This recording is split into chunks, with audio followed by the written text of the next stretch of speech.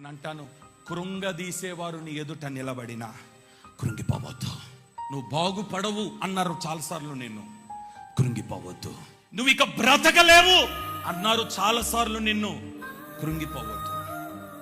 నీకంటూ జీవితంలో ఇక వివాహం జరగదు అన్నారు నీ ఇంటి వారే, కృంగిపోవద్దు. నిన్ను కృంగదీసేవారు నీ ఎదుట వచ్చి నిలబడిన వారి మాటలకు కృంగిపోకుండా ధైర్యముగా నిలబడు. వాగ్దానాన్ని చేతబట్టుకొని నిలబడు. ఆ వాగ్దానం ఒకటే, నిన్ను విడువను, నిన్ను ఎడబాయను. నిన్ను విడువను, ఎడబాయనన్న దేవుడు నువ్వు విధవరాలివైనా సరే నీకు భర్తగా ఆయన ఉంటాడు. తల్లిదండ్రులు లేని వ్యక్తివైనా సరే ఆయన నీకు తండ్రిగా, తల్లిగా ఉండబోతున్నాడు. నీకు ఒకవేళ యజమానుడు లేకపోయినా ఆయన నీకు యజమానుడుగా నిలబడబోతున్నాడు. ఆయన పేరే నజరేయుడైన యేసు.